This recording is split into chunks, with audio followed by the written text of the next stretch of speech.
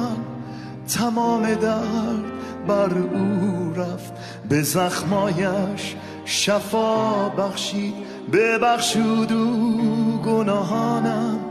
چنان عشقی بی پایان از آن زخم‌ها جاری شد که گشته تکیه‌گاه من به وقت ترس و عصیانم.